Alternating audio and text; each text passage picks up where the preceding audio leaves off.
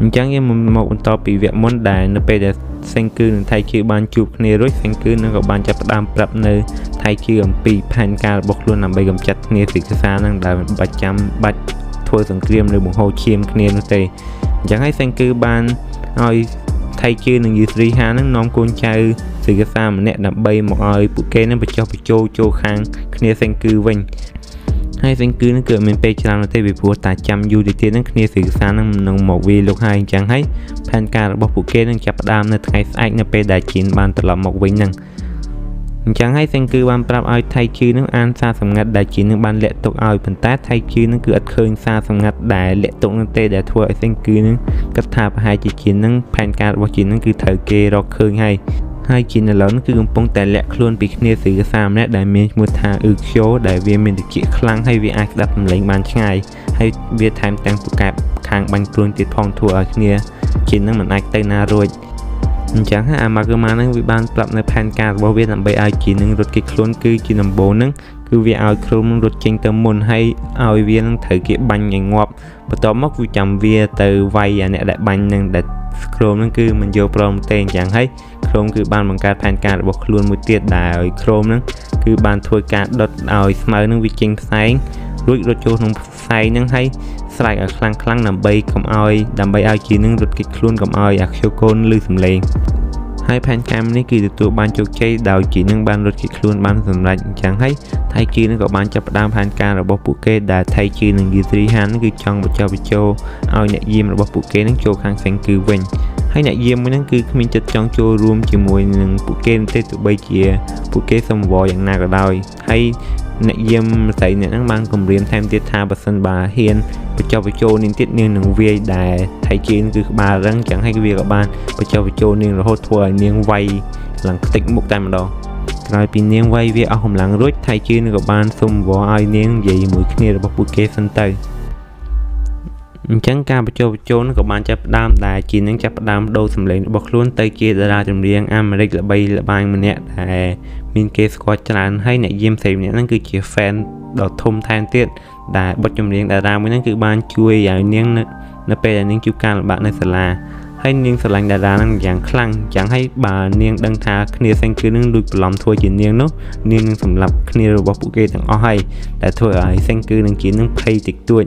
ដែលជានឹងបានថាឲ្យសេងគឺថាចង្រៃមែនតើដោយសារតែមនុស្សដែលសេងគឺជួយដំបងគឺសិកសាហើយឥឡូវនឹងអ្នកដែលបញ្ចុះចូលដំបងទៀតគឺជា fan ដ៏ឈួតថែមទៀតអញ្ចឹងហើយដើម្បីឲ្យដឹងថាតារាចម្រៀងហ្នឹងគឺជានាងពិតប្រាកដអញ្ចឹងហើយនាងក៏បានសួរថាតើតារាចម្រៀងមួយហ្នឹងគឺបានលក់ឌីសចម្រៀងអស់ប៉ុន្មានអញ្ចឹងហើយសេងគឺក៏បានប្រើខួរក្បាលរបស់ខ្លួនដើម្បីកណនាឌីសដែលលក់បានហ្នឹងគឺ60លានដែលជាចម្លើយត្រូវអញ្ចឹងហើយនាងក៏បានសួរសំណួរមួយទៀតគឺអំពីរាងកាយរបស់តារាមួយហ្នឹងដែលធ្វើឲ្យសេងគឺនឹងជានឹងបាក់ចកេះអញ្ចឹងហើយសេងគឺក៏បានព្យាយាមកណនារាងរបស់នាងដែលឪពុករបស់ខ្លួននឹងបានសែនឲ្យមើលហ្នឹងគឺកណនាឃើញថា88 65និង85ហ្នឹងហើយបើអ្នកនរដឹងថាលេខហ្នឹងគឺមានន័យថាម៉េចទេ88ហ្នឹងគឺនៅដើមទ្រូង65ហ្នឹងគឺនៅចកេះនិង85ហ្នឹងគឺនៅក្រោមជើងនិងក៏ផ្លូវ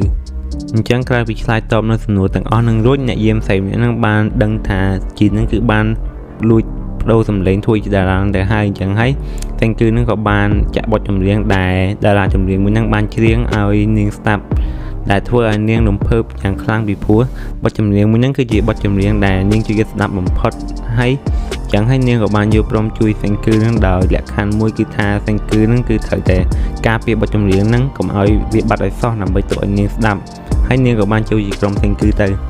បន្ទាប់មកនាងក៏បានចាប់ផ្ដើមប្រាប់នៅព័ត៌មានដែលនាងដឹងអំពីសិកសាហ្នឹងដែលនាងដឹងថាសិកសាហ្នឹងម្នាក់ឯងគឺខ្លាំងហើយប៉ុន្តែសិកសានៅមានកូនចៅខ្លាំងទៀតដែលអ្នកខ្លះគឺជួយចិត្តសិកសានិងអ្នកខ្លះទៀតគឺអត់នោះទេហើយសិកសានឹងមានកូនចៅដ៏ខ្លាំងពីរនាក់គឺ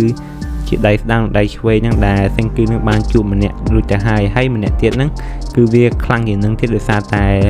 វាមានវិជ្ជាល្អហើយវាអាចស្ដាប់សំឡេងបានយ៉ាងឆ្ងាយចឹងហើយបើសិនបើជីនឹងលួចបដូរសំឡេងវានឹងអាចដឹងភ្លាមតែម្ដងហើយជីនឹងក៏ស្គាល់មួយនឹងផងដែរដែលកាលពីមុនហ្នឹង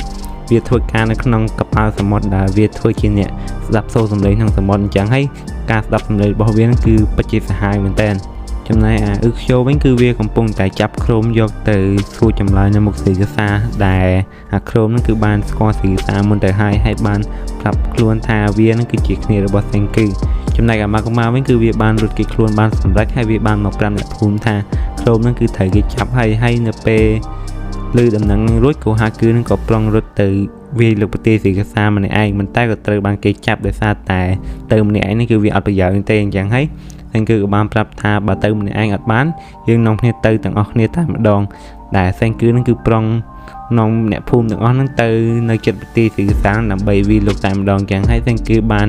ប្រាប់ឲ្យអ្នកភូមិហ្នឹងត្រៀមអាវុធនិងត្រៀមអាហារនិងគ្រឿងសម្ភារៈប្រើប្រាស់និងគ្រឿងវិទ្យាសាស្ត្រទាំងអស់ហ្នឹងទៅនៅជិតប្រទេសសេរីភាសាដើម្បីបង្កើតនៅវត្ថុដើម្បីវាលោកហ្នឹងប៉ុន្តែអ្នកភូមិទាំងអស់ហ្នឹងគឺមិនអាចយកអីវ៉ាន់ហ្នឹងទៅទាំងអស់ឲ្យបានលឿននោះទេវាអញ្ចឹងហើយSenkuបានប្រាប់ថាខ្លួននឹងបង្កើតយានយន្តដើម្បីដឹកអីវ៉ាន់ទាំងអស់ហ្នឹងទៅឲ្យលឿនបន្ទាប់មកSenkuក៏បានចាប់ផ្ដើមគូប្លង់ផែនការដើម្បីបង្កើតឡានហ្នឹងហើយSenkuហ្នឹងគឺសប្បាយចិត្តយ៉ាងខ្លាំងពីព្រោះSenkuនឹងចង់បង្កើតឡានហ្នឹងយូរមកហើយអញ្ចឹងហើយSenkuក៏បានចាប់ផ្ដើមបង្កើតគ្រឿងឡានទាំងអស់ហ្នឹងទៅប៉ុន្តែនៅពេលនោះKohakuគឺព្រួយបារម្ភអំពីChromeហ្នឹងដែរSenkuប្រាប់ថាមិនអីនោះទេឲ្យតែវាបិទមាត់ចិត្តទៅគឺគ្មានគេធ្វើអីវានោះទេមិនអញ្ចឹងហើយKohakuក៏បានប្រាប់វិញថាមនុស្សChromeហ្នឹងគឺជាមនុស្សដែលមិនចេះស្ងាត់មាត់នោះទេអញ្ចឹងហើយប្រហែលជាវានិយាយអីឡប់ៗនៅមុខសេរីភាសាហ្នឹងហើយ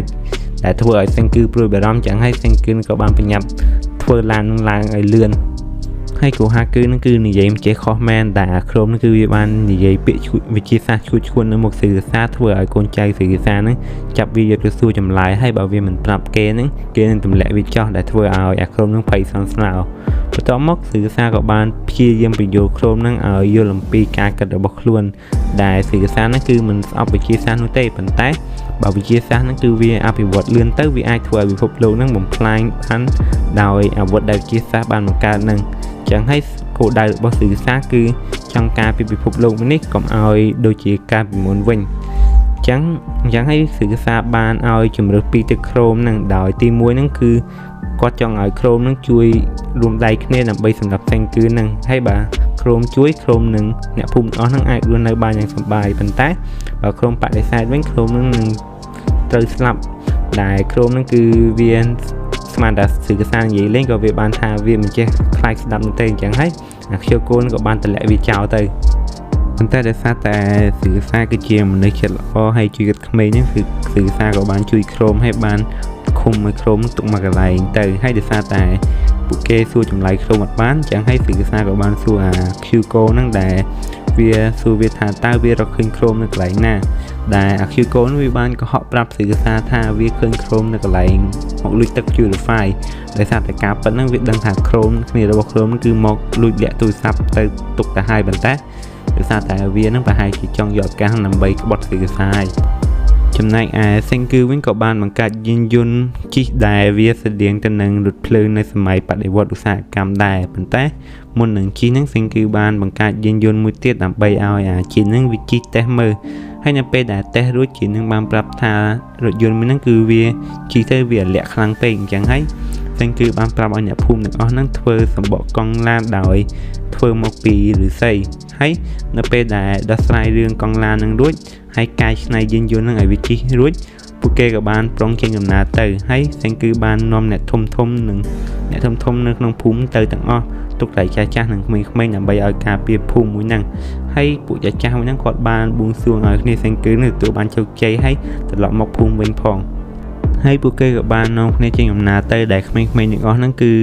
ទុកឲ្យនៅក្នុងភូមិអត់តែស្រីកានទៅពីព្រោះSenkuបាននាំនាងទៅពីព្រោះដោយសារតែនាងចេះដឹងជាសាស្ត្រតិចតួចអញ្ចឹងហើយSenkuបាននាំនាងទៅហើយនៅពេលធ្វើដំណើរហ្នឹងគឺធ្វើដំណើរបានយ៉ាងល្អរលូនប៉ុន្តែនៅពេលដល់ផ្លូវឡើងទួនគឺវាពិបាកដែរអ្នកភូមិអស់គឺត្រូវតែអូសឡានឡើងទួនៅពេលដែលពួកគេជិះទៅដល់ចិត្តទៅដល់ប្រទេសសេរីភាសារួចSenkuបានឲ្យអ្នកភូមិទាំងអស់ហ្នឹង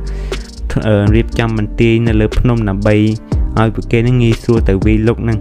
ហើយSenkuបានឲ្យសេកានទៅស្វែងរកChromeដោយក្រោយពីនាងរកឃើញChromeរួចនាងបានប្រាប់SenkuថាChromeហ្នឹងគឺត្រូវគេឃុំក្នុងគុកមួយហើយមានអ្នកយាមច្រើនមែនតើអញ្ចឹងហើយSenkuនឹងប្រុងយករថយន្តរបស់ខ្លួននឹងទៅជិះបុកទម្លុះដើម្បីជួយChromeចេញពីគុកហ្នឹងហើយដើម្បីធ្វើបែបនេះបាទSenkuនឹងគឺចង់កែច្នៃរថយន្តរបស់ខ្លួនហ្នឹងឲ្យវាខ្លាយទៅជាយន្តប្រុសវិញ ដោយយកกระดาษហ្នឹងមកធ្វើជាអាវការពាររថយន្តនេះហ្នឹងហើយបើយើងស្ដាប់ទៅគឺដូចជាឈួតពេកឯងមិនយកกระดาษទៅធ្វើជាអាវការពារអញ្ចឹងกระดาษហ្នឹងវាមិនដឹងមកអញ្ចឹងហើយរូបមន្តធ្វើกระดาษរបស់សេងគឺហ្នឹងគឺជាដំបូងសេងគឺឲ្យអ្នកភូមិនឹងប្រមូលស្មៅឲ្យបានច្រើនបន្ទាប់មកយកវាទៅដាំក្នុងទឹករួចយកវាទៅលាងក្នុងទឹកហើយយកវាមកសកត់ជាមួយថ្មឲ្យជាប់មកហើយយកវាហាមកបានហើយបានយើងខ្លាចជាกระดาษហើយអញ្ចឹងដើម្បីធ្វើឲ្យកระดาษហ្នឹងរឹងមាំសេងគឺបានយកกระดาษហ្នឹងបៀកចូលគ្នារួចយកវាទៅលាបជាមួយនឹងកែវហើយយកវាទៅអ៊ុតហើយបានខ្លាចជាกระดาษរឹងមាំហ្នឹងអញ្ចឹងដើម្បីដឹងថាกระดาษហ្នឹងវាមាំឬក៏អត់សេងគឺបានឲ្យ Ginro ហ្នឹងយកលំពែងរបស់ខ្លួនចាក់ចូលกระดาษហ្នឹងមើលហើយមិនត្រឹមតែលំពែងហ្នឹងចាក់មិនចូលនោះទេហើយវាអាចធ្វើឲ្យលំពែងហ្នឹងបាក់ថែមទៀតផងអញ្ចឹងហើយពួកគេក៏បានយកกระดาษទាំងអស់ហ្នឹងយកទៅបៀកចូលឡានធ្វើកែច្នៃវាខ្លាចជាវាស្រស់តែម្ដងចំណែកឯសិកសាវិញគឺមិនភ្លើទុកឲ្យសេងគឺនឹងវាលើប្រទេសរបស់ខ្លួនបានយ៉ាងងាយស្រួលនោះទេដោយសិកសាហ្នឹងគឺបានបង្កើតអន្ទាក់ជាច្រើននៅតូមុខគុករបស់ក្រុមហ្នឹងដោយសិកសាហ្នឹងដឹងថាសេងគឺនឹងមកជួយក្រុមហើយអញ្ចឹងហើយសិកសាក៏បានប្រើក្រុមនឹងធ្វើជាអន្ទាក់ដើម្បីចាប់សេងគឺហ្នឹងចំណែកឯក្រុមវិញនៅពេលដែលដឹងថាខ្លួនគឺជាអន្ទាក់ដើម្បីចាប់សេងគឺរួចអញ្ចឹងហើយក្រុមក៏បានព្យាយាមស្វែងរកមធ្យោបាយដើម្បីកុំឲ្យសេងគឺនឹងមកជួយខ្លួនអញ្ចឹងហើយក្រុមបាននឹកឃើញថាបើសិនបើខ្លួនអាចជិះវិគុកបានដោយខ្លួនឯងសេងគឺនឹងមិនបាច់ចាំមក